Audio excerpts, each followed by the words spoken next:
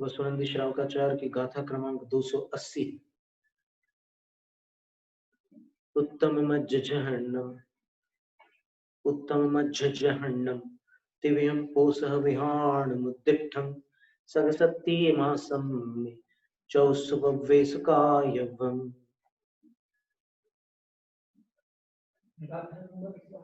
280 बोले।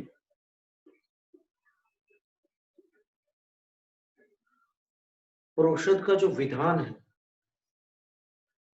वह 3 प्रकार का है। 3 प्रकार का उद्दिष्टम अर्थात कहा गया है। 3 कौन से? उत्तम, मध्य और जघन्य। उत्तम प्रोषद और मध्यम प्रोषद और जघन्य प्रोषद। तो मासम में 24 अव्वेसु सद सत्य कायवम। एक महीने में जो 4 पर्व आते हैं उन पर्वों पर अपनी शक्ति के अनुसार करने योग्य है। अभी उत्तम विधान क्या है वो बता रहे। सप्तमी तेरसी दिवसम में अति जन भोयणावसानम भोतुण भुंजनिजम तथ विकाउण मुहसुद्धिम अखालियूण वयणम करचरणेणियम्यूण तथैव पच्छाजिणिन्द भवनम गन्तूण जिणं नमन सिद्धा गुरुपुरोक्तियम् वंदन पुव्वं कमेण काऊण गुरुसख्यमुपवासं गयूण चौविह विहीना गयूणं चौविह विहीना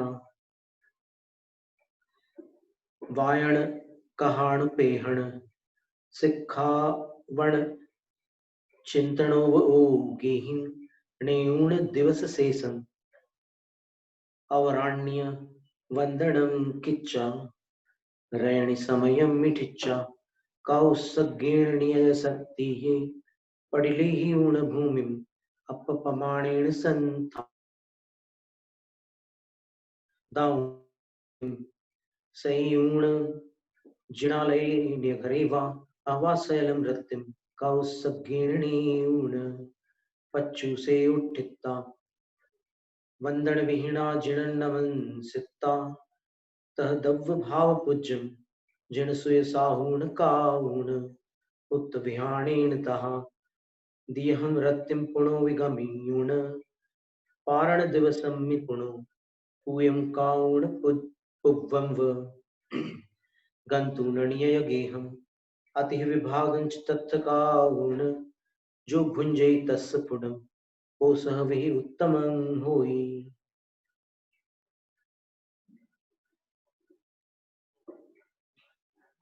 9 गाथाओं के माध्यम से प्रोषद की उत्तम विधि बता रहे हैं आचार्य वसुनंदी।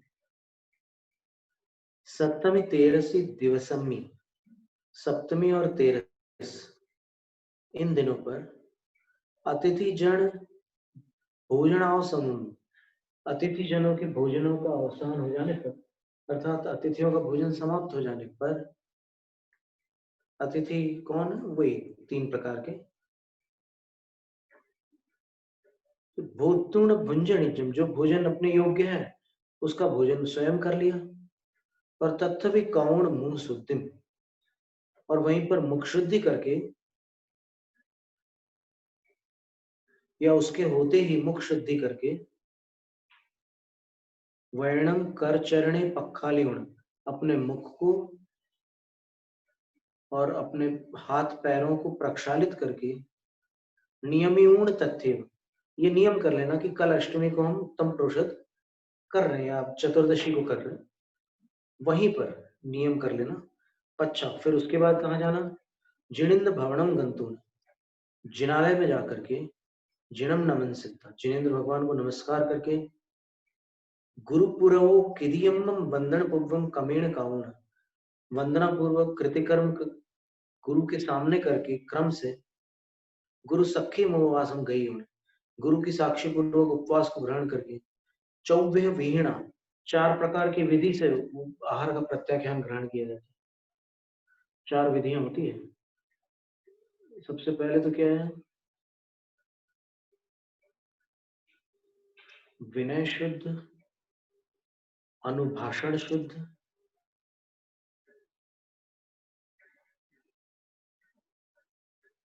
भाव शुद्ध और अनुपालन शुद्ध। अब विनय शुद्ध में क्या है कि आपको 3 भक्तियां करनी होती प्रत्याख्यान लेते समय गुरु के सामने, सिद्ध भक्ति,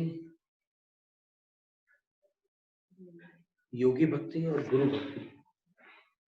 ये श्रोते चलती पारगिव्य जो है ना, आचार्य भक्ति नहीं है, ये गुरु भक्ति है, क्योंकि इसमें तीनों गुरुओं की भक्ति हो रही है, आचार्य, उपाध्याय और साधु की। इसमें केवल 36 गुण समग्र जो है ना, वो आचार्य भक्ति है। और अंत में अंचलिका में अगर आप यही बोल रहे हो कि पंचव्याचारण आर्याणम निश्चकालम अंचेमी पूजे में, तो आचार्य भक्ति है। और अगर आप तीनों बोल रहे हैं, आर्याणम, उवज्झायणम, सबसावणम, तो वो गुरु भक्ति है। तो यहाँ प्रत्याख्यान में गुरु भक्ति करनी है, आचार्य भक्ति नहीं करनी है। इन दोनों में अंतर है। आप देखिएगा इसमें आपको षड आवश्यक अधिकार में मूलाचार के अंदर प्रत्याख्यान के अंतर्गत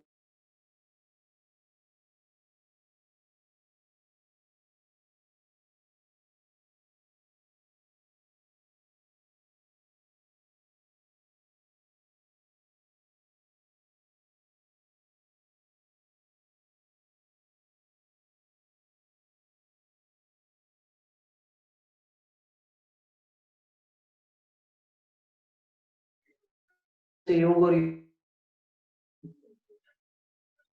उत्तम कर रहा हूँ, एकदम स्पष्ट उनको समझ में आना चाहिए गुरु। अनुभाषण शुद्ध, फिर विनय शुद्ध में ये 3 प्रकार की भक्ति आएगी। अनुभाषण का अर्थ होता है अपने वचनों को स्पष्ट बोलना गुरु के सामने।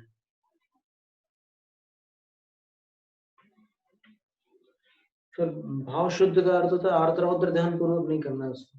इस विधि को प्रत्याख्यान कर रहा हूँ, आप किसी से नाराज होकर के कल उपवास करना चाहते हैं, तो वो भाव शुद्ध प्रत्याख्यान नहीं होगा, वो दुर्ध्यान पूर्वक प्रत्याख्यान कहलाएगा कि आप रूठ के कर रहे हो उपवास, तो वैसा नहीं है, एकदम भाव शुद्धि से करना है, निर्जरा के लिए करना है।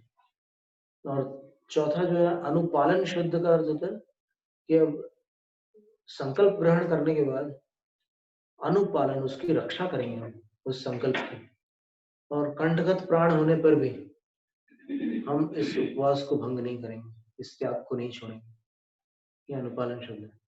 जैसे 24 वीणा, 4 प्रकार की विधि पूर्वक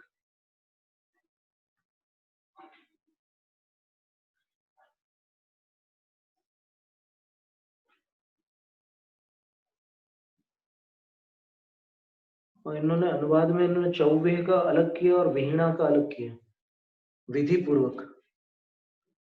और 4 प्रकार 24, अब आहार कहाँ से लिया पता नहीं, उन्होंने चतुर्विध आहार का त्याग करके उपवास करना, पर 4 विधि जो मूलाचार की उसमें लेने में कोई आपत्ति नहीं।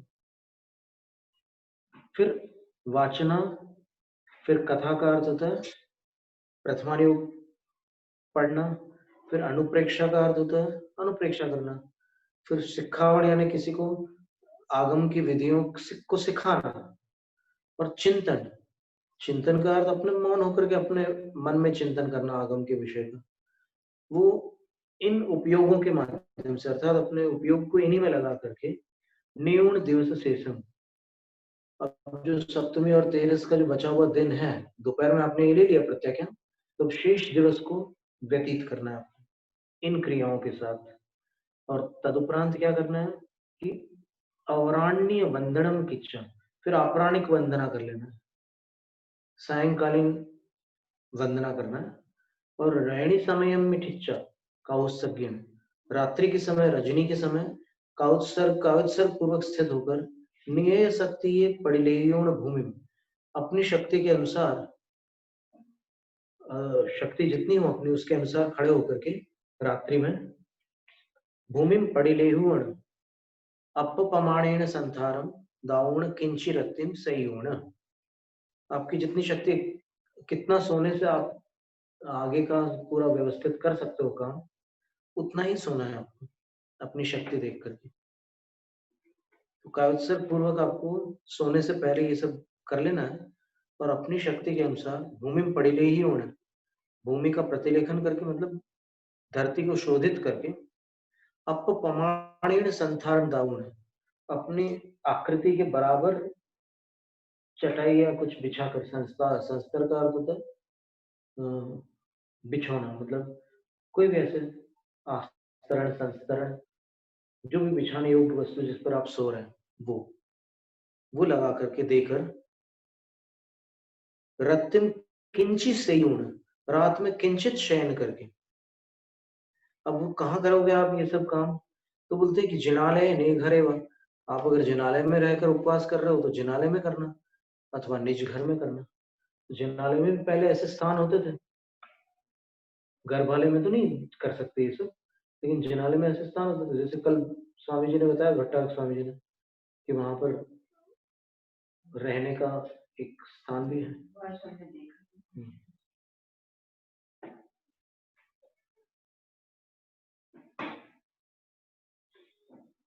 तो जिनालय निय घरे, जिनालय में अथवा निज घर में। अहवा शयनम रत्तिम काउसगिण नेउण, अथवा सारी रात कायोत्सर्ग पूर्वक व्यतीत करके पच्चू से उठिकता। फिर प्रत्युष अर्थात जो प्रत्युष बेला का अर्थ होता पहली किरण, एकदम जब आकाश का रंग बदलता है सुबह, तब उठिकता, वहां से उठ जाना। और वंदन विहीना जन्म न सकता, वंदना की विधि पूर्वक जिनेन्द्र भगवान को नमस्कार करके तद्दव्य भाव पूज्यम, तब फिर उसके उपरांत द्रव्य और भाव पूजा करना है। काउन किनकी? जिण स्वे साहून, जिनेन्द्र भगवान, श्रुत अर्थात आगम की, और साहून यानी तीनों आचार्य पद है साधुओं की। द्रव्य और भाव पूजा करना है।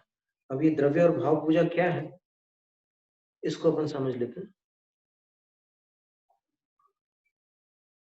आचार्य प्रणीत गाथाओं से।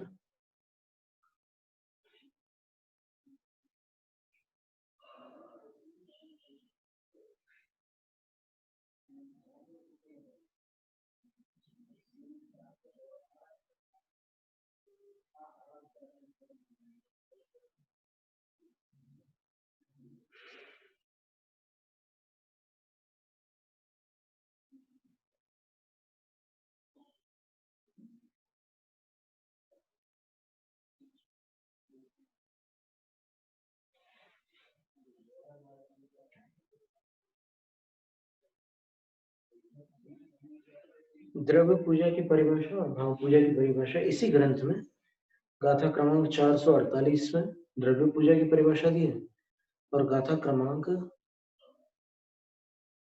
456 से लेकर 458 तक भाव पूजा की परिभाषा दी है इसी ग्रंथ में, पृष्ठ 130 पर या 129 पर। क्या परिभाषा है द्रव्य पूजा की? दव्वेण या दव्वस्तया, जा पूजा जान दव्य पूजासा, दव्वेण गंध सलिला इपवभणीण कायवा।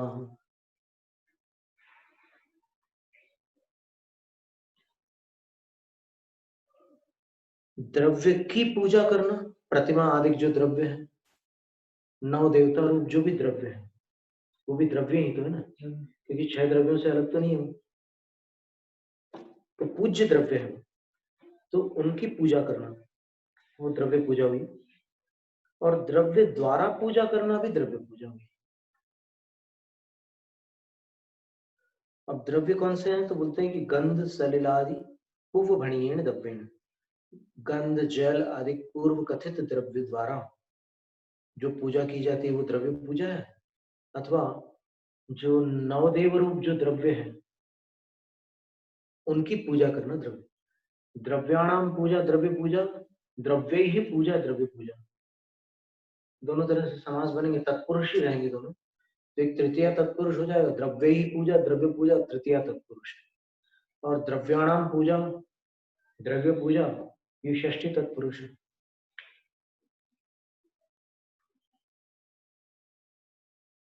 अब फिर कह रहे हैं कि तिविहा द्रव्य पूजा सचित्ता चित्त मिस भेण, आगे पढ़ेंगे अपन इसको फिर से। पच्चक जनाइन सचित पूजा जहा जोगम, तेसिंच शरीराणि दव्व सुदस्सवि अचित्त पूजा सा जापुण दुंडम कीरे नायव्वा मिस पूजा सा।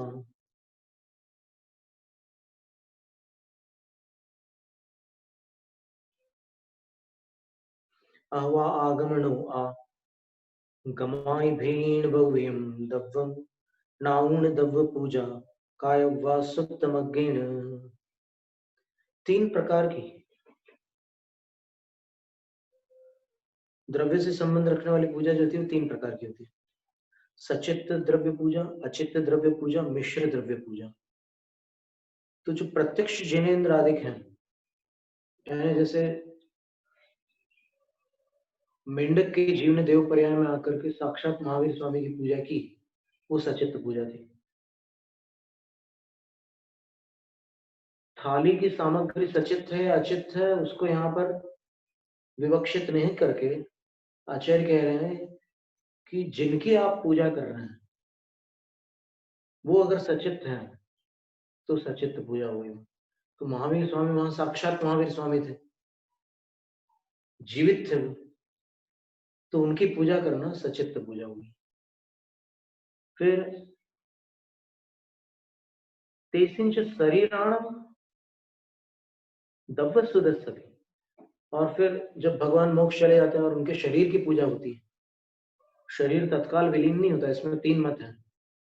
मोक्ष जाने के बाद शरीर की क्या स्थिति होती है इस बारे में तीन वर्णन मिलते हैं शास्त्रों में। तो आचार्य जिनसेन स्वामी ने, आचार्य पूज्यपाद स्वामी ने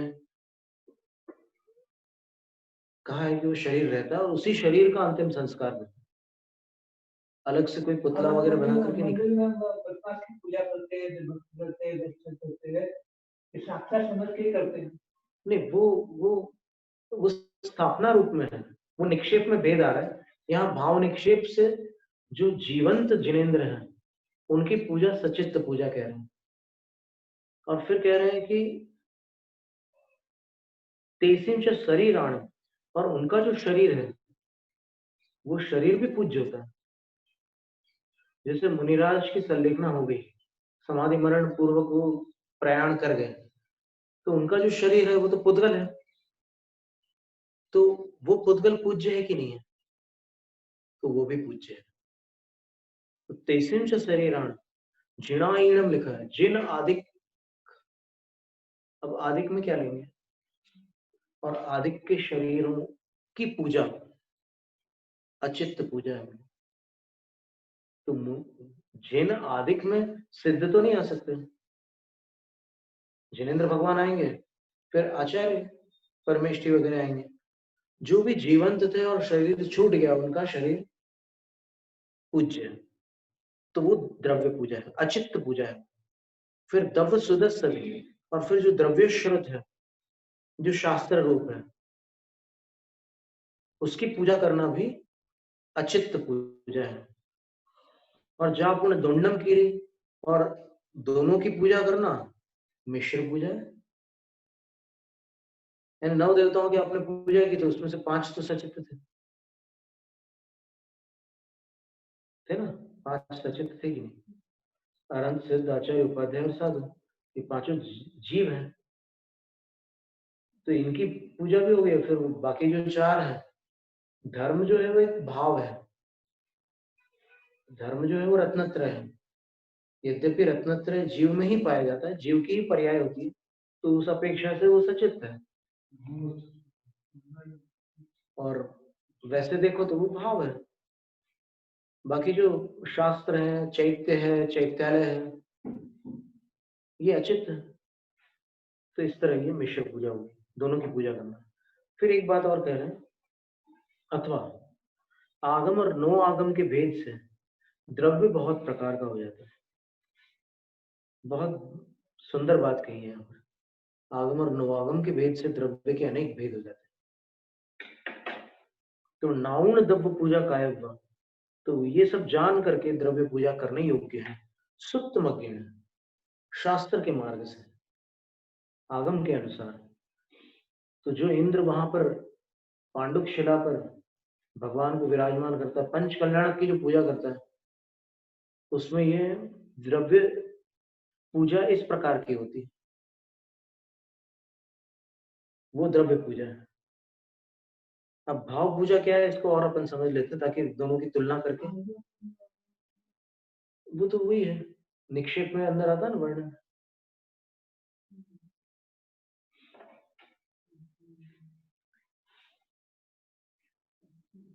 निक्षेपों में सहवार सिद्धि के अंदर बताया हुआ।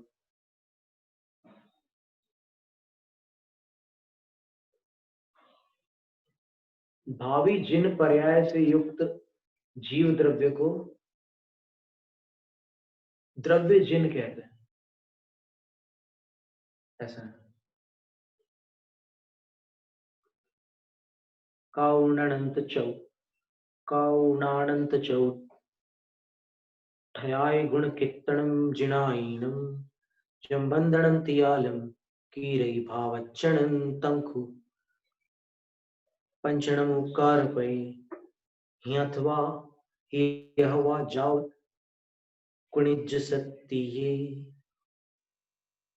अवा जिनिंद थोत्तम वियाण भावच्चणं तंपि पिंडत्थम च पयत्थम रुवत्थम रुवज्यम अहवा जमझाई जय जानम भावमहं तम विनिदिष्टम।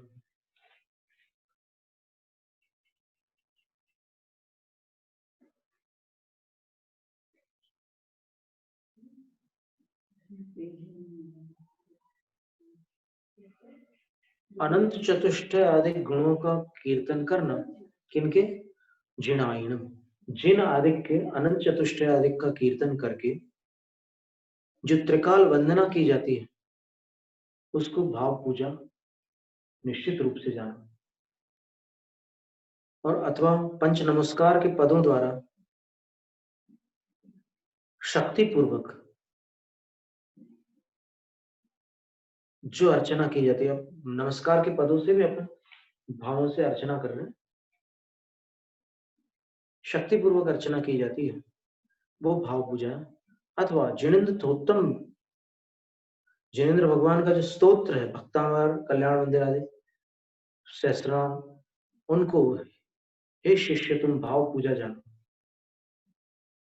और पिंडस्थ पदस्थ रूपस्थ रूपातीत, इन चार ध्यानों को जो ध्याते हैं उस ध्यान को भी भाव मह का अर्थ पूजा कहा गया है। तो ये भाव पूजा होगी। भगवान का गुणगान करना,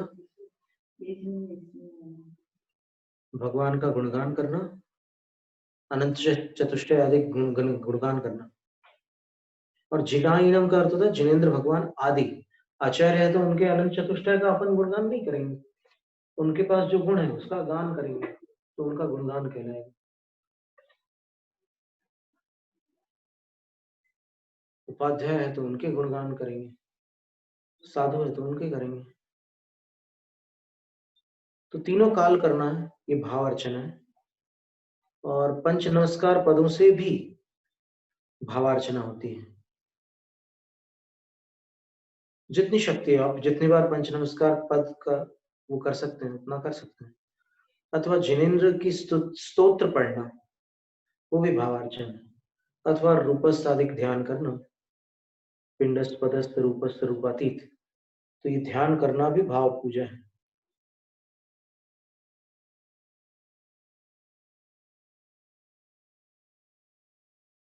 तो यहाँ पर आचार्य क्या कह रहे हैं?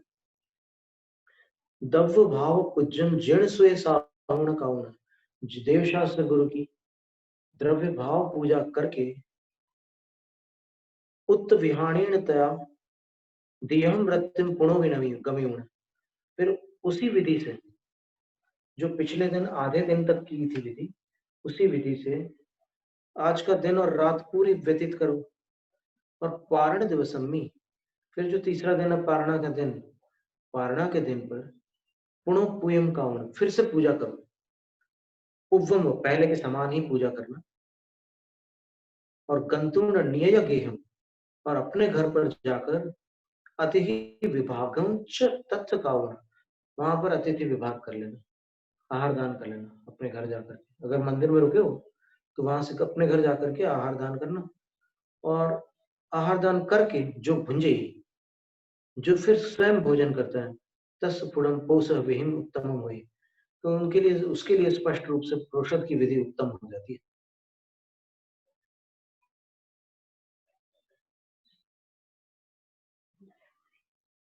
अब मध्यम विधि क्या है? अब गर्म हो गया कक्ष, खोलना होगा। मध्यम विधि क्या है? तो आचार्य कहते जल उपकसंतः मद झिमं विपोष विहाण दिठम नवर नवर विशेषो सलिलम चंडिता वज्जय शेषम मुनियुण गुरुव कज्जम सावज्य विवज्य निजा निआरंभम जय गुणै तम पिकुज्जा शेषम पुव्वम कारणायवम। ज उपकसम तम मध्यम, जैसे उत्कृष्ट विधि है वैसी मध्यम विधि है। फिर अंतर क्या है? पोषो विहार मुद्दिठम नवरी विशेष, अंतर केवल इतना ही है कि सलिलम चंडिता शेषम वज्जय, जल को छोड़कर बाकी का त्याग रहता है। तो मध्यम विधि में, प्रोषद विधि में बाकी सब पहले जैसे ही है, लेकिन जल का त्याग नहीं है, जल को छोड़कर बाकी का त्याग।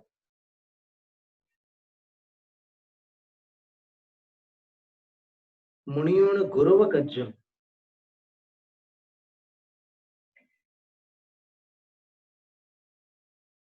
सावज्य विवज्य नियारंभम जय कुणी तम पे कुछ जा। बोलते हैं कि कोई गुरु का, मतलब कोई महान कार्य आपको करना पड़ा, बहुत जरूरी काम करना पड़े मध्यम प्रोषद में। उत्कृष्ट प्रोषद में तो सब काम काज छोड़ देते हैं, मध्यम प्रोषद में कह रहे हैं कि कोई बड़ा भारी काम आ जाए तो सावज्य विवज्यम नहीं आरंभ, हिंसा झूठ चोरी कुशील परिग्रह इनसे रहित कोई भी निजारंभ, मतलब आपके करने योग्य जो आरंभ है वो जय गुणी यदि करना पड़े तो तम पे कुछ जा, वो भी कर सकते हैं।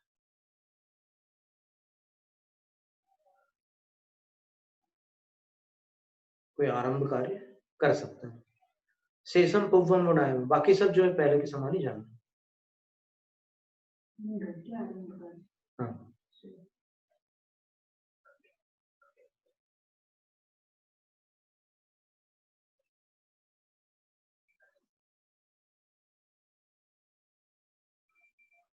आयम बिल निव्वेड़ी ये अट्ठाण चेये भत्तम वा यम कीरे तम नियम जहन्नम पोस विहाणम। जगन्य प्रोषद विधान क्या है? तो आचार्य कहते हैं कि आचाम्ल, निर्विकृति, एक स्थान और एक भक्त, ये जो किया जाता है उसको हे शिष्य तुम जगन्य प्रोषद विधान जानो।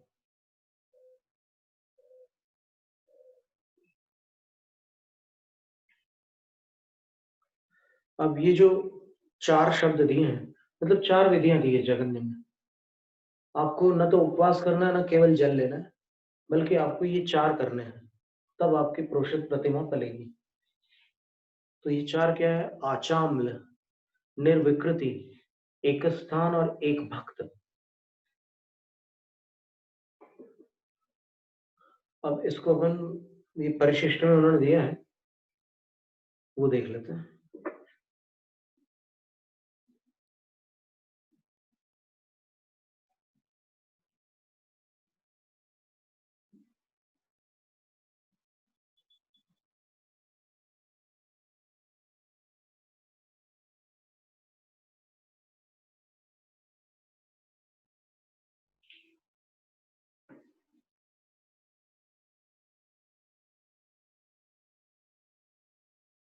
इसमें विश्वनंदी श्रावकाचार्य के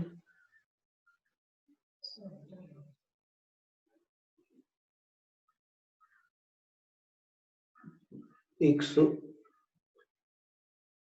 पेज 144 पर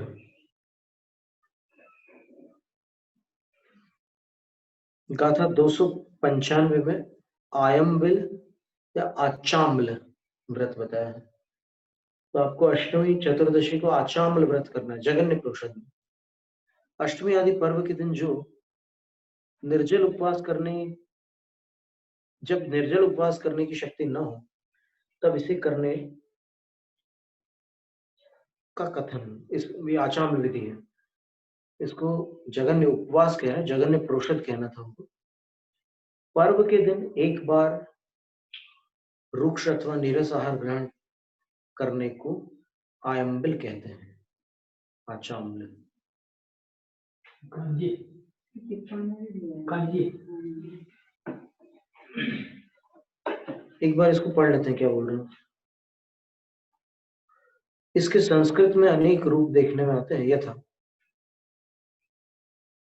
आयामाम्ल, आचामाम्ल और आचाम्ल।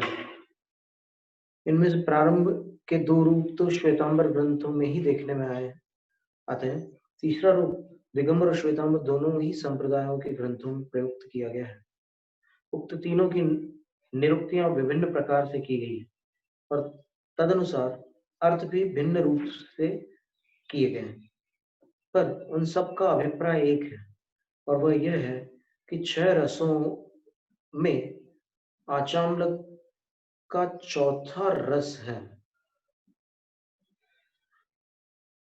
आम्ल नाम का चौथा रस, आचाम्ल नहीं, 6 रसों में आम्ल नाम का चौथा रस है।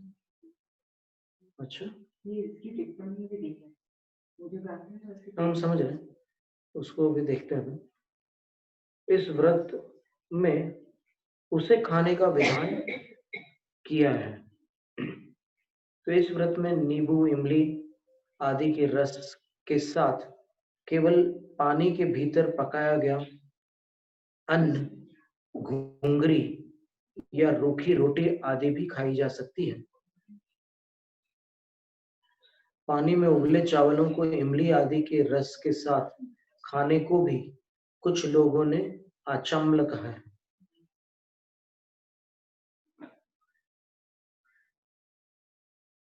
इस व्रत के भी 3 भेद किए गए हैं। विशेष के लिए गाथा की टिप्पणी देखें, वो देख लेते हैं अपन, पहले ये पढ़ लेंगे। फिर निर्वियडी या निर्विकृति व्रत। इस व्रत में विकार उत्पन्न करने वाले भोजन का परित्याग किया जाएगा। दूध, घी, दही, तेल, गुड़ आदि रसों को शास्त्र में विकृति संज्ञा दी गई है, क्योंकि वे सब इंद्रिय विकार उत्पादक हैं।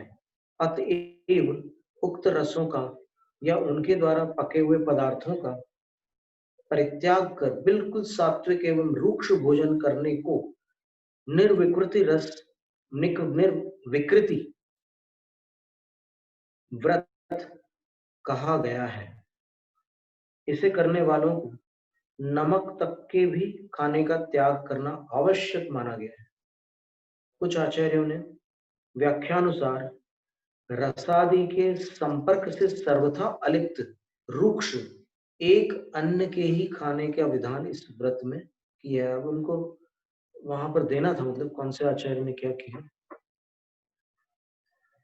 तदनुसार भांड के भुंजे चना, मक्का, ज्वार, गेहूं आदि या पानी में उबले अन्न, घुंघरी आदि ही खाए जा सकते हैं।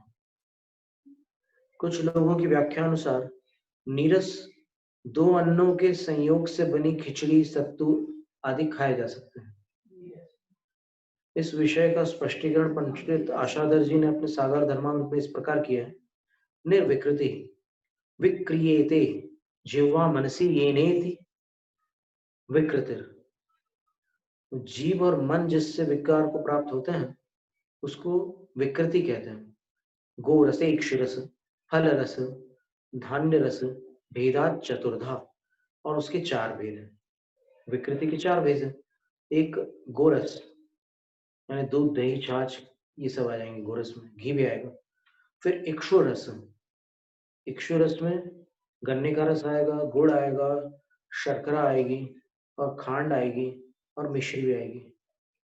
फिर फल रस, फल रस में फलों की जो भी रस है वो आ जाएंगे।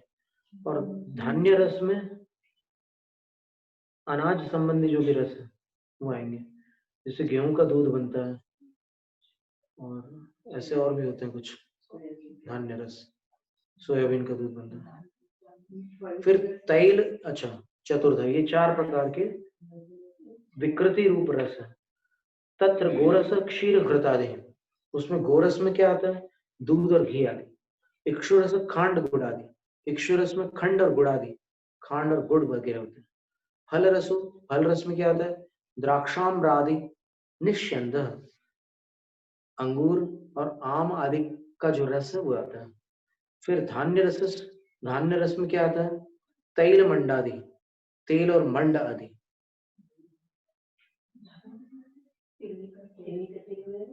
धान्य में आता है ना, तिली धान्य में आता है। धान्य 2 प्रकार के होते हैं, अन्न रूप होते हैं और अन्न रूप नहीं भी होते। 18 प्रकार के धान्यों का परिग्रह परिमाण किया जाता है। तो उसमें सरसों भी है, तिली भी है, राजगिर भी है। उसमें मूंगफली तो नहीं लिखा ना।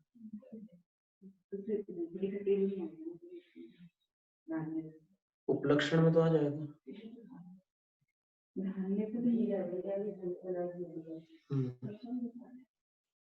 सरसों आएगा, बराबर आएगा सरसों, क्योंकि सरसों 18 धान्य में है।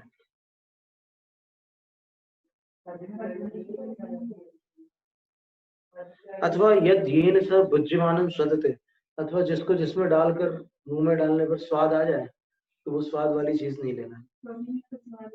तत्र विकृतिरुच्यते, तो वो स्वादिष्ट बनाने में कोई भी वस्तु होगी उसको विकृति कहते हैं।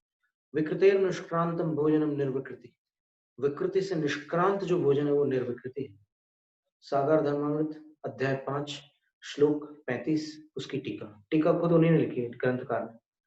अर्थात जिस भोजन के करने से जीवा और मन विकार को प्राप्त होते हो उसे विकृति कहते हैं। इसके 4 भेद हैं, गोरस विकृति, इक्षुरस विकृति, फल रस विकृति और धान्य रस विकृति।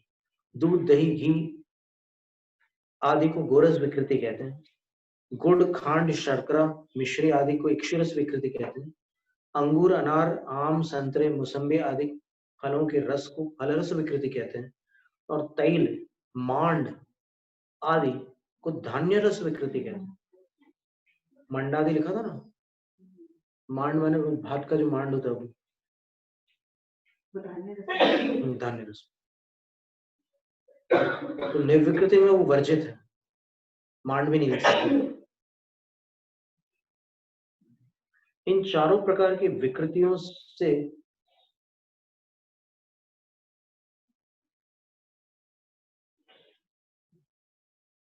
फिर इन्होंने अपने तरफ से लिखा है कि मिर्च मसालों से भी रहित बिल्कुल सात्विक भोजन को।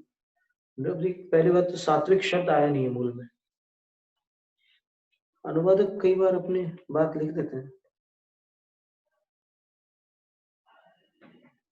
ऊपर मिर्च मसाला भी नहीं आया, पर इतना जरूर आया कि जो कुछ डालो तो स्वाद आने लग जाए, उसमें आ तो जाएगा वो, उसको यहाँ पे ग्रहण करें। फिर गाथा नंबर 295, एक ठाण एक स्थान या एक स्थान व्रत जो है वो क्या है। एक स्थान शब्द का अर्थ एक ठाण शब्द का अर्थ एक स्थान होता है। भोजन का प्रकरण होने से उसका अर्थ होना चाहिए एक स्थान का भोजन, पर लोक व्यवहार में हमें इसके दो रूप देखने में आते हैं। दिगंबर परंपरा में प्रचलित रीति के अनुसार एक ठाण का अर्थ है एक बार थाली में परोसे गया भोजन ग्रहण करना, अर्थात दोबारा परोसे गए भोजन को नहीं ग्रहण करना। पर इस विषय का प्ररूपक कोई भी आगम प्रमाण हमारे देखने में नहीं आया। श्वेतांबर आगम परंपरा के अनुसार इसका अर्थ है जिस प्रकार के आसन से भोजन के लिए बैठे उससे दाहिने हाथ और मुंह को छोड़कर कोई भी अंगोपांग चल विचल न करे, यहाँ तक कि किसी अंग में खुजलाहट उत्पन्न होने पर उसे दूर करने के लिए दूसरा हाथ भी उसको नहीं उठाना चाहिए। जिनदास भट्टारक ने आवश्यक चूर्णी में इसकी व्याख्या इस प्रकार की, एक ठाणे जम जधा अंगुवंगम ठव्यम तहेव समुद्दिशितव्यम आगारे से आउंटण पसारण नथी। जिनदास महत्तर ने भट्टार ने महत्तर ने ये श्वेतांबरी प्राकृत है। एक स्थान में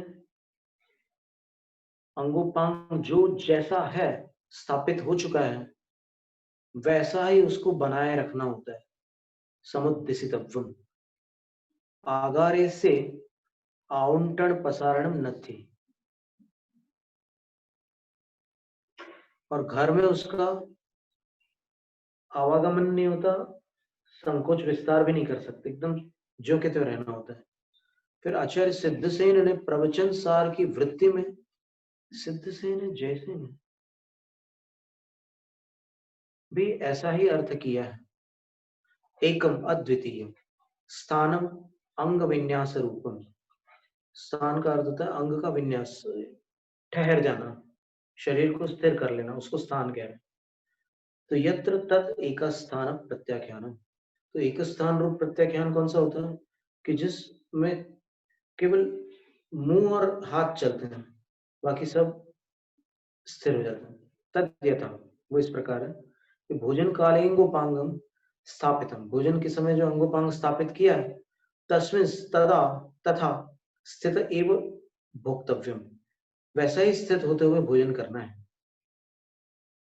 मुखस्य हस्तस्य च अशक्य परिहारत्वात्, मुंह और हाथ को तो हिलाए बिना भोजन नहीं कर सकते, तो उसका परिहार नहीं कर सकते, इसलिए चलन तत्चलन अप्रतिषिद्धम, उनका चलना उनका अप्रतिषिद्ध, उसका निषेध नहीं। ये हो गया। दिगंबर में भी ऐसा है, ये सिद्धांत है। अभी प्रवचन सार नाम लिखा है, प्रवचन सार श्वेतांबर में है क्या पता नहीं। अब चौथा जो भेद है इसका,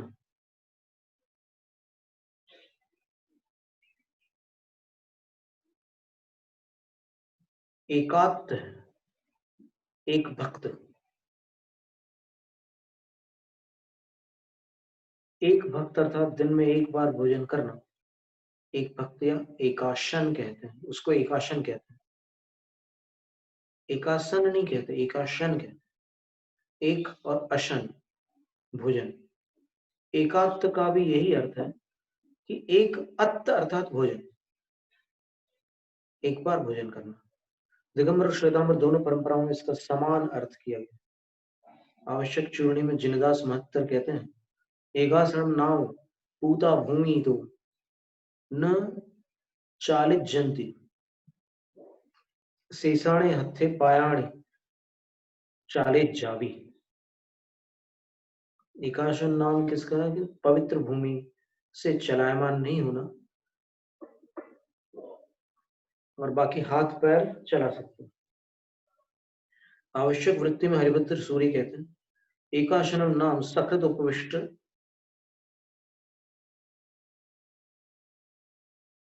पोता चलनेन भोजनम, एक बार बैठ करके बस अचलायमान होकर भोजन करना एकाशन। तो इसमें और उसमें अंतर क्या हुआ? एक स्थान और एकासन एक ही जैसा हुआ। एकाशन प्रवचन सारोद्धार वृत्ति में आचार्य सिद्ध से नचा, प्रवचन सारोद्धार दूसरा गंध, पहले उन्होंने प्रवचन सार लिख दिया ना तो गड़बड़ हुई। एकम सकृत अशनम, एकम व अशनम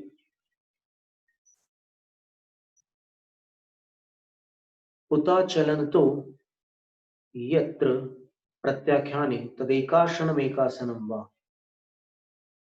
अच्छा, एक आसन और एक अशन, प्राकृते द्वयोरपि एकासन विधि मिति रूपम। प्राकृत में दोनों को एकासन कहेंगे, लेकिन यहाँ संस्कृत में उसके दो रूप बन जाते हैं, एकाशन और एकासन।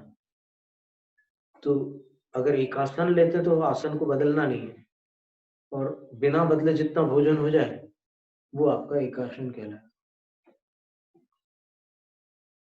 भोजन के लिए बैठकर फिर भूमि से नहीं उठते हुए एक बार भोजन करने को एकाशन या एक भक्त कहते हैं। पुत नाम नितंब का है। फिर एकाशन करते समय नितंब भूमि पर लगे रहने चाहिए। हाँ, एकाशन करने वाला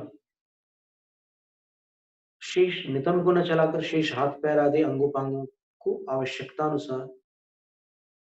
पड़ने पर चला भी सकता है।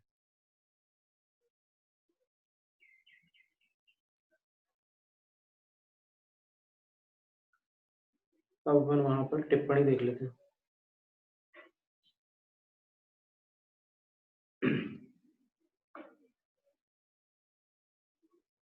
आयम बिल अम्लम चतुर्थो रस।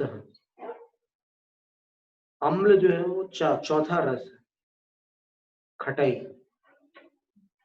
अभी लेकिन अपन मूलाचार में जो षड रस पढ़ते हैं उसमें खटाई को ग्रहण नहीं किया।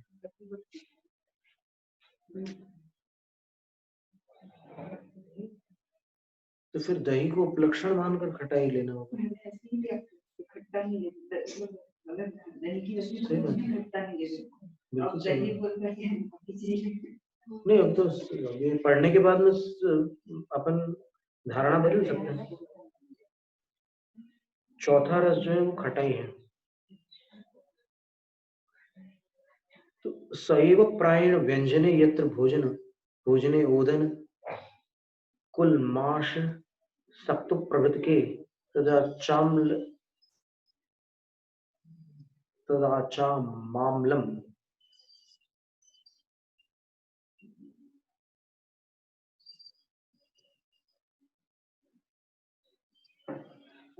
वही प्राय करके जिस व्यंजन में, जिस भोजन में, कौन से भोजन में? ओदन यानी भात, कुलमाश यानी माश का अर्थ तो अलग होता है, कुलमाश का अर्थ पता नहीं। और सत्तु यानी सत्तु होता है। आदि में जो होता है तद आचा मामलम, वह आचा मामल भोजन कहलाता है। आयम बिलम अपनी तिबियम, उसमें भी तीन भेद है, उक्कट झांड मध्यम दही, उत्कृष्ट जघन्य और मध्यम। इस अपेक्षा से तीन प्रकार का होता है। व्यूल पुवाई पक्क पय तत्थ,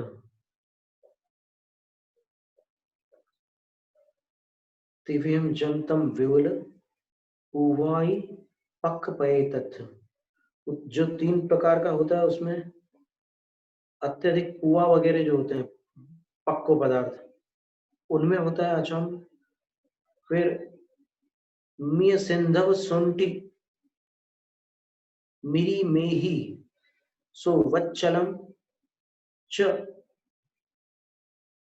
विडलवणे हिंग सुगंध सुपाए पकप्पये सायम वत्थु।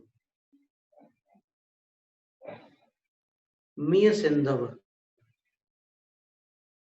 सुंठी सूंठ सिंधु सिंधु सिंधव यानी सिंधा नमक, और मी यानी मेरी अलग से कहा है। हाँ, वो तो वही वही है, बिल्कुल वही है। मेही यानी मेथी है। सो ये सब अलग अलग हिंगू सुगंध सु इलायची वगैरह है।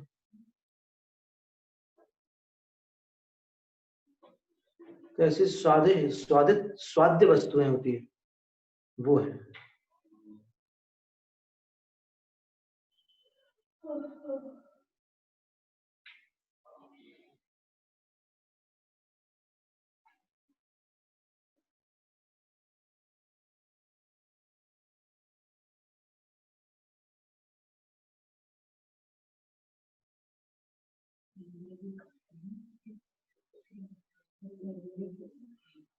एक स्थान में शरीर को हिलाए बिना भोजन लेना।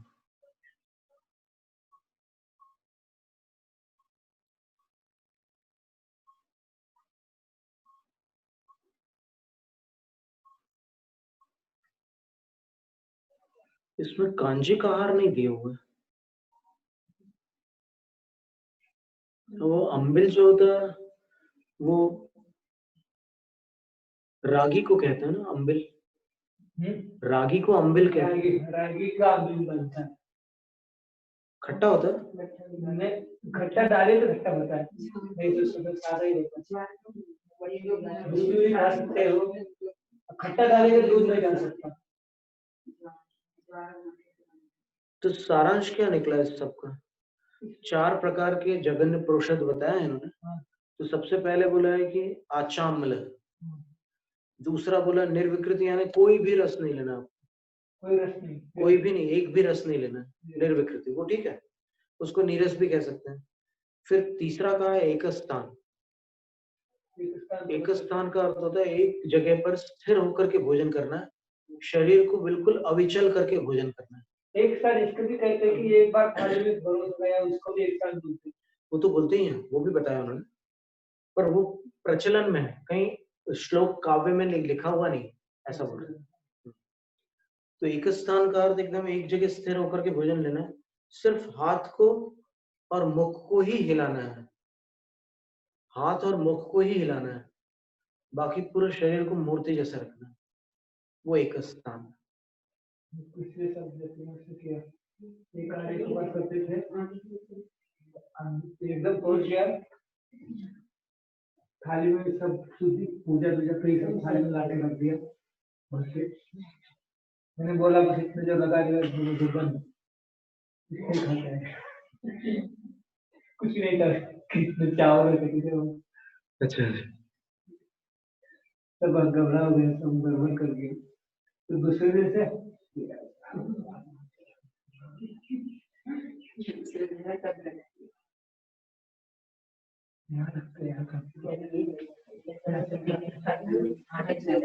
तो एक स्थान का ये अर्थ क्या? फिर एक भक्त का अर्थ होता है एक बार भोजन करना। 4 हो गए, अथवा में नहीं दिया, नहीं, इन 4 में से वाह की रही, जम की रही, जो भी कर लो आप, 4 में से जो भी कर लो वो जघन्य प्रोषद होगा। और एक भक्त 4 बंद, ए ठाणम लिखा है और ए भत्तम भी लिखा है, गाथा में देखिए। इन 4 में से कोई भी एक को करना है।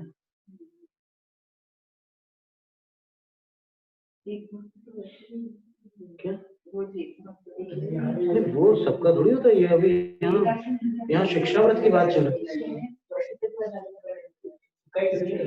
शिक्षाव्रती और प्रतिमाधारी की बात चल रही है, चौथी प्रतिमा।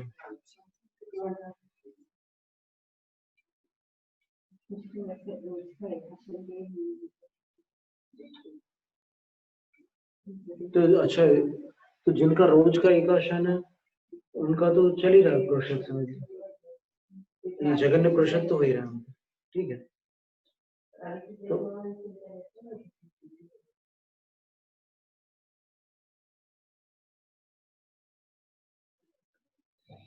सिरनाणुवट्टणगंधमल केसाई देह संकप्पम अन्नम पे राग हेम विवज्जय पोसहदिणम्मि।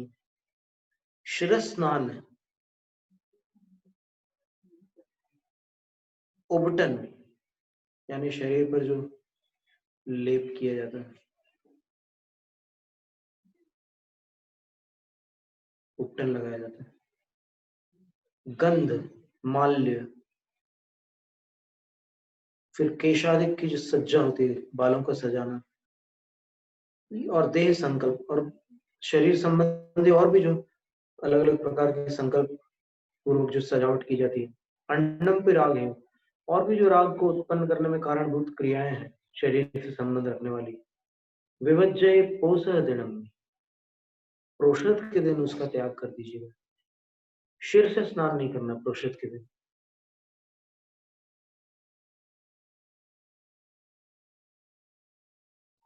देखिए आचार्य समंतभद्र स्वामी ने क्या कहा था रत्नकरण श्रावकाचार्य में, प्रोषद उपवास के दिन कुछ क्रियाओं का निषेध किया था।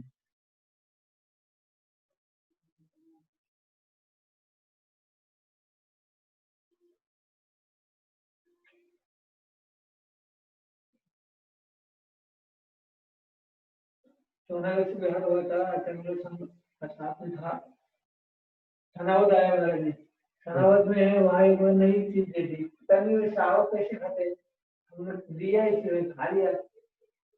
अब केवल केला तो जानते ही है, अध्यात्म भट्टा, भट्टा और केले में बड़ी बड़ी पीस करके भट्टे में दे दिया था, मैंने खा लिया। तो आने के बाद महाराज जी को बताना पड़ता है रोज, महाराज बता ये खाया तो पागल हो क्या, कीड़े बनते हैं उसमें पेट में, तुमने ये केला और मट्ठा खाया है, तो लोग उन्हें साहब जानते नहीं कि यहाँ पे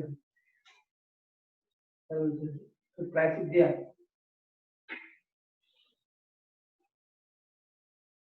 केले के साथ मट्ठा खाने से कीड़े बनते हैं, खेला ऐसा किसने बताया?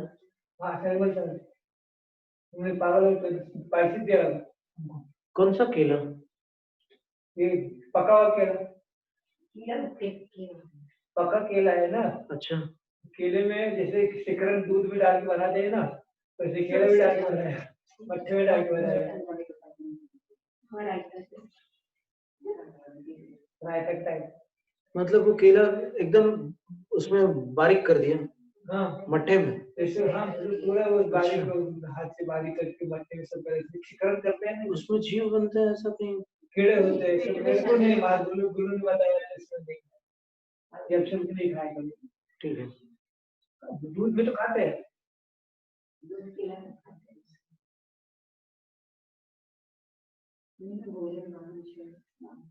नहीं उसमें ये होता है, पंचानाम पापानाम अलंक्रिया रंगगंध पुष्पाणाम स्नानांजन नस्यानाम उपवासे परिवर्तन कुर्यात्। तो उपवास में क्या क्या त्याग करना होता है? 5 पापों का। तो अब चौथे प्रतिमाधारी जो है या शिक्षाव्रती जो पुरुषोत्तम उपवासी है, वो तो अणुव्रती है ही है। तो बोलते हैं कि अभी अणुव्रत रूप पापों का त्याग नहीं है, यहाँ पर आपको स्थूल और सूक्ष्म सभी पापों का त्याग करना है। उपवास के दिन आपको सब प्रकार से पापों का त्याग करना है। 5 पापों का त्याग करना है, फिर अलंकार का त्याग करना है, श्रृंगार का। फिर आरंभ यानी जो आजीविका करते हो आप, वो उपवास के दिन आपको आजीविका पर विराम रखना है। और गंध और पुष्पों का भी उसमें त्याग करना है। उपवास के दिन आपको फूल माला और ये सब धारण नहीं करना है,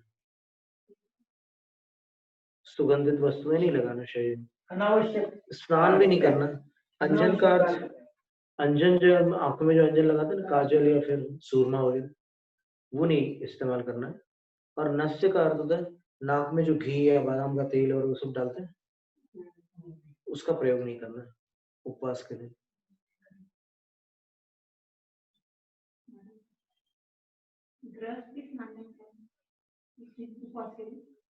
इसमें जो स्नान का निषेध किए हैं, अभी आप सुनिए पूरी बात को। उपवास में स्नान का निषेध है? नहीं, सिर से स्नान का निषेध है। यहाँ समंतभद्र स्वामी ने स्नान लिखा था, आचार्य समंतभद्र स्वामी ने। तो फिर अभी एक बहुत बड़ा वर्ग है जो स्नान ही नहीं करता उपवास के दिन, और न पूजा करते हैं न दान करते हैं, जबकि श्रावक धर्म के प्रधान कर्तव्य है दान और पूजा। और उपवास के दिन जो खास धर्म ध्यान का दिन है, उस दिन इन प्रधान कर्तव्यों को वो लोग त्याग देते हैं।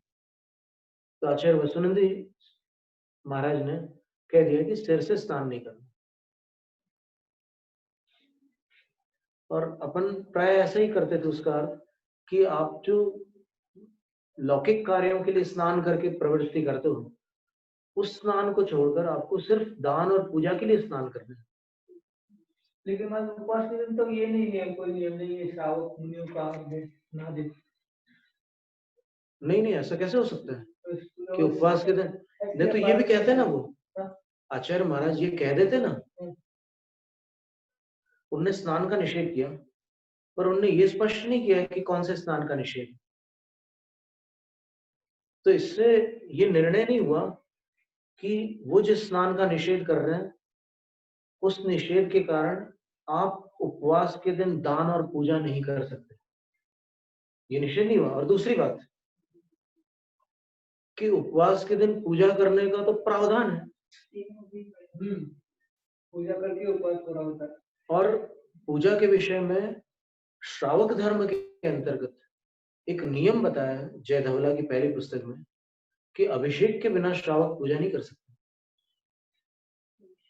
वो तो नियम में कोई लेकिन अब सावय धम्मो चौव्यो, विचार धारा में बदल गए तो क्या करें? वो उनको जो करना है करने दो, अपन जो लिखा है उसकी चर्चा करें, जब जिनको मानना हो माने, स्वतंत्र है। अभिषेक के बिना पूजा अधूरी है।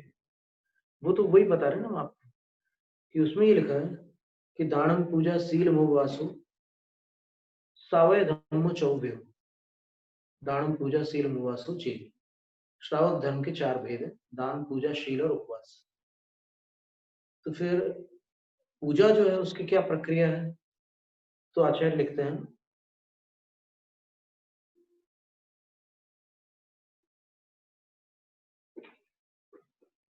वो पंक्ति हम पढ़ के सुना देते हैं। पढ़ना था ये तो अपने लिखा पढ़ सकते हो।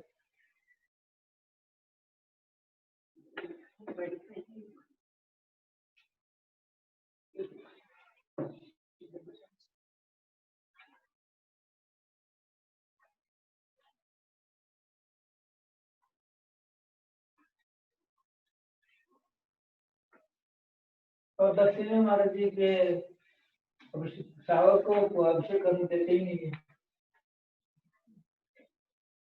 अब जहाँ जो नियमावलियां हैं उस पर अपन कोई टिप्पणी नहीं कर सकते ना। आगम के आधार से तब से पुरुष तो करो, लेडीज छोड़ दो। अपन अब आगामी भाव में ऐसी जगह पहुंच जाए जहाँ पर सब आगम के अनुसार हो और आनंद से सब करें भगवान की आराधना। यहाँ देखिए ये लिखा है पूजा। पूजा कैसे होती है तो आचार्य कह रहे हैं नवण ओव लेवण सम्मज्जन छुहावण फुल्लारोवण धूप दहनादि बावारे जीव वहाविना भावी गणा पूजा करणानुवत्ति दोष। अभिषेक के बिना पूजा नहीं हो सकती,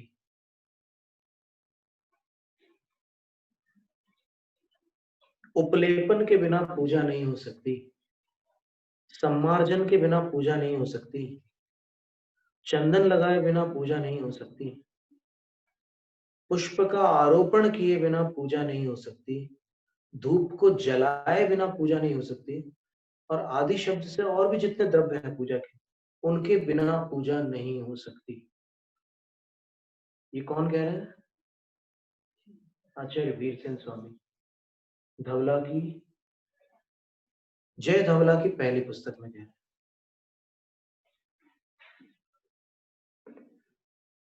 तो अगर कोई आचार्य वीरसेन स्वामी से बड़े हों उनसे आप पूछ सकते हैं कि ये सही है कि नहीं, और किसी से नहीं पूछ सकते। उनसे छोटों से तो पूछने का प्रश्न ही नहीं उठता। उनसे अगर कोई बड़े हो तो उनसे पूछ सकते हैं कि सही है कि नहीं। और आचार्य विद्यासागर महाराज जी के जो उद्गार है वीरसेन आचार्य के प्रति वो हम आपको पढ़ के सुनाते हैं।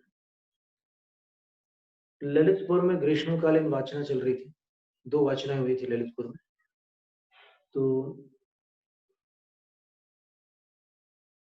87 में भी हुई थी और 88 में भी हुई थी। तो आचार्य ने क्या कहा था देखिएगा।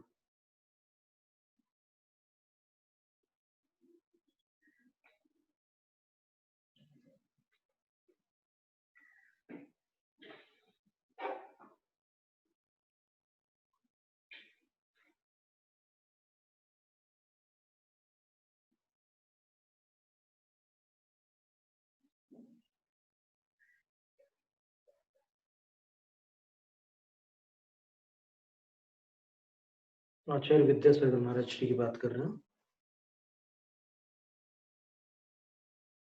उस समय पंडित फूलचंद जी शास्त्री उपस्थित थे, पंडित जगन मोहन लाल शास्त्री जी थे, पंडित पन्नालाल साहित्याचार्य जी थे, पंडित दरबारीलाल कोठिया जी थे, हमारे भारत के उस समय के प्रथम श्रेणी के जो भी विद्वान माने जाते थे, वो उस सभा में उपस्थित थे जब आचार्य ने ये शब्द कहे।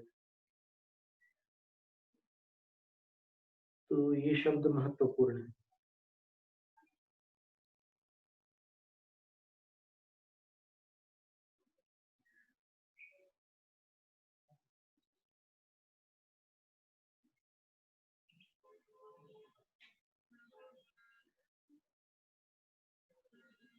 आठवीं नौवीं शताब्दी के प्रकांड विद्वान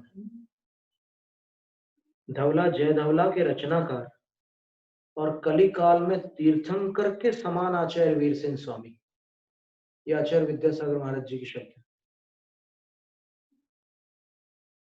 इंदौर से कंफर्म कर लेना अगर किसी को शंका हो तो।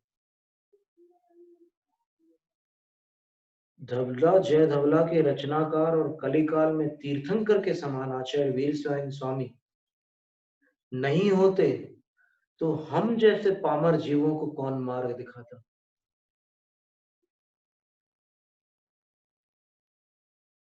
पामर का अर्थ बहुत छोटी श्रेणी का होता है। तो वीरसेन आचार्य महाराज के प्रति आचार्य विद्यासागर महाराज जी ने इतना भारी आदर प्रकट किया, तो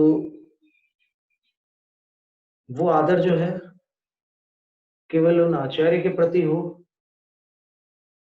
ऐसा कहना इसलिए कठिन है क्योंकि वो आचार्य अभी अपने सामने नहीं है।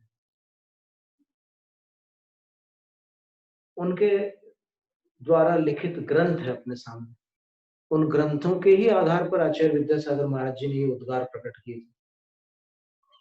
तो आचार्य विद्यासागर महाराज जी की दृष्टि में उन ग्रंथों की प्रामाणिकता कितनी होगी, इसका जितने भी लोग अनुमान लगाना चाहें लगा सकते हैं।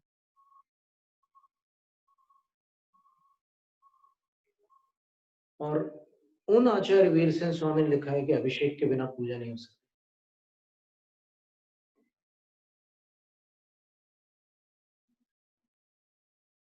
और कली काल में तीर्थंकर के समान कह रहा हूं। तो जो अभिषेक से रहित पूजा को मान्य करते हैं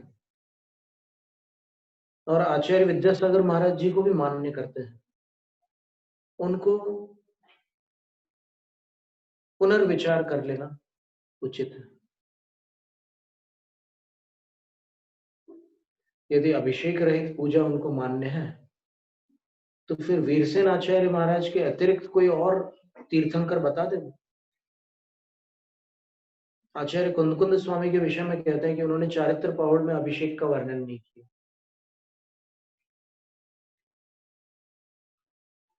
बड़े आश्चर्य की बात है कि ऐसा कहने वाले सामने वाले को इतना नादान अंगूठा छाप समझ रहे हैं कि जैसे वो कुंदकुंद आचार्य महाराज के शेष वांग्मय से बिल्कुल अपरिचित हो। यदि आचार्य कुंदकुंद स्वामी ने कहीं भी अभिषेक का उल्लेख ना किया होता तो आप कह सकते थे, आप ये कह रहे हो कि चारित्र पौड़ में अभिषेक का वर्णन नहीं किया इसलिए आचार्य कुंदकुंद स्वामी को अभिषेक मान्य नहीं था। ये न्याय की भाषा नहीं है, ये अन्याय की भाषा है। क्योंकि उन्हीं आचार्य कुंदकुंद स्वामी ने परिनिर्वाण भक्ति में, नंदीश्वर भक्ति में, चैत्य भक्ति में अभिषेक का उल्लेख किया है। तो आप ये निर्णय कैसे कर सकते हैं कि आचार्य कुंदकुंद स्वामी अभिषेक को मान्य नहीं करते थे, पूजा के अंतर्गत प्रधान नहीं मानते थे अभिषेक को। ये निर्णय ऐसा कह सकते हैं जैसे कभी कभी दोस्त आपस में बोलते हैं ना एक दूसरे से, यार तुमने जो कहा जमी नहीं बात, तो ये जो कथन है ना जमा नहीं कुछ, ऐसा कहा जा सकता है। फिर आप कह रहे हैं कि रत्नकरण श्रावकाचार में अभिषेक का वर्णन नहीं है, तो रत्नकरण श्रावकाचार में अभिषेक का वर्णन नहीं है, इसका अर्थ आप ये निकालना चाहते हैं कि आचार्य समंतभद्र स्वामी अभिषेक को अमान्य करने वाले आचार्य थे, ये निकालना चाहते हैं? या पुरुषार्थ सिद्धियोपाय में अभिषेक का वर्णन नहीं है तो आचार्य अमृतचंद सूर्य अभिषेक के विरोधी थे, समय सार में अभिषेक का वर्णन नहीं है।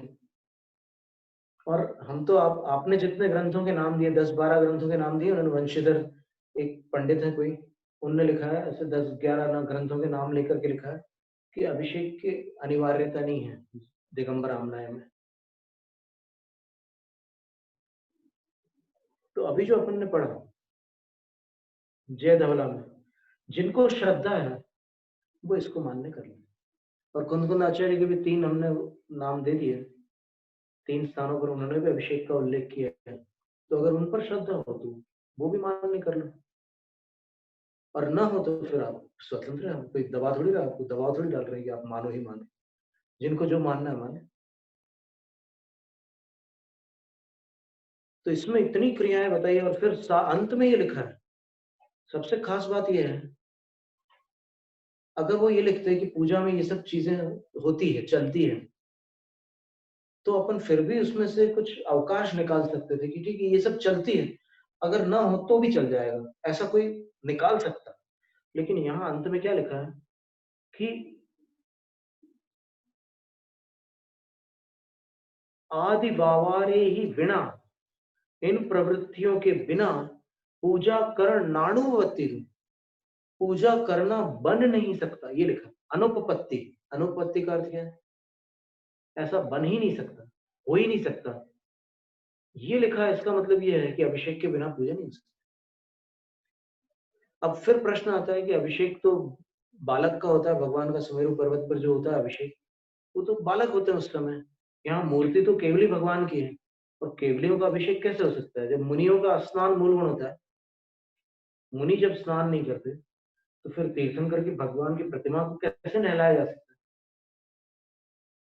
तो ये एक मामूली सा तर्क है जो किसी मंद बुद्धि के द्वारा किया जा रहा है। उसको ये भी सोचना होगा कि नंदीश्वर द्वीप में आपको तो अभी आगम पूरा पता भी नहीं है, जिसके कारण आप इतनी जुबान खोल रहे हो। आप मुनियों के मूल गुण को वहां पर प्रतिमा पर लागू करके आप अपनी जबान चला रहे हो, आपको पता भी नहीं है कि आगम में कहाँ क्या क्या है। इसलिए मंद बुद्धि कह रहे हैं, बुरा मानने की बात नहीं, मंद बुद्धि को आप तीक्ष्ण बनाओ ना, क्या कौन रोक रहा है? तिलोई पंडित में नंदीश्वर द्वीप में जाकर के सौधर्म इंद्र 6-6 घंटे तक अभिषेक पूजा करते हैं, और पूरे 64 प्रहर तक के चलता है वो उत्सव। आपको जो ज्ञान है कि मुनि का स्नान मूल गुण होता है, वो ज्ञान शायद सौधर्म इंद्र के पास नहीं होगा, इसलिए वो ऐसी बेवकूफी, ऐसी मूर्खतापूर्ण क्रिया कर रहा है कि वो वहां जाकर के अकृत्रिम चैत्यालयों की 500-500 धनुष प्रतिमाओं पर अभिषेक कर रहा है। उसको पता नहीं है कि ये मिथ्यात्व है, ये गलत है। और आप बड़े भारी सम्यक दृष्टि यहाँ पंचम काल में कि आप फैसला कर रहे हो तर्क दे करके कि जब मुनि स्नान नहीं करते तो प्रतिमा का कैसे स्नान हो सकता है? आपकी बुद्धि धन्य है, वाह।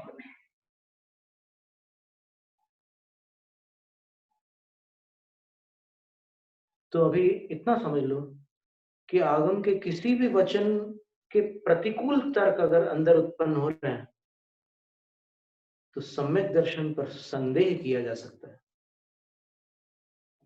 आपको ये खोज करनी है शास्त्रों में कि ये उचित क्यों है,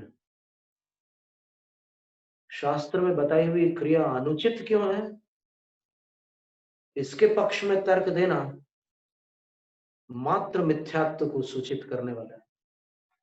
और शास्त्र की क्रियाएं उचित क्यों है, इसकी सिद्धि करना सम्यक का परिचय दे सकती है।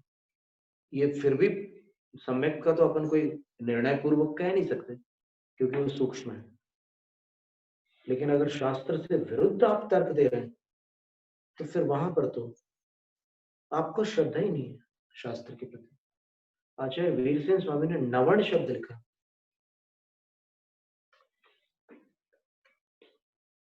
अब व्यक्तिगत आक्षेप करने की बात नहीं है किसी के प्रति। जैसे मान लो हमने अर्थ किया, वहां पर त्यागी नगर में हमने अर्थ किया था इस पंक्ति का, जब अभिषेक की चर्चा निकली थी तो हमने प्राकृत से हिंदी किया था, लेकिन एक प्राकृत विद्वान का कहना था कि उसका अर्थ ऐसा नहीं है। तो हमारा पूछना है कि भाई आप बता दो कैसा है, आप बताओ क्या अर्थ है। नाणे ही लिखा था, दिव्य ही नाणे ही, उसका अर्थ क्या है आप बता दो। दिव्य ही नाणे ही का अर्थ तो दिव्य अभिषेकों का अभिषेक ही होता है। आपके पास अगर दूसरा अर्थ है तो बताओ।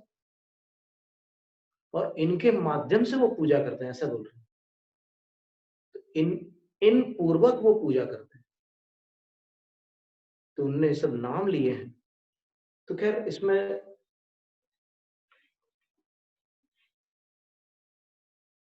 कषाय की उत्पत्ति हो सकती है, पर अगर आगम की शरण में रहेंगे तो कषाय उत्पन्न नहीं होगी, और उसके प्रति भी नहीं होगी जो स्वीकार नहीं करता।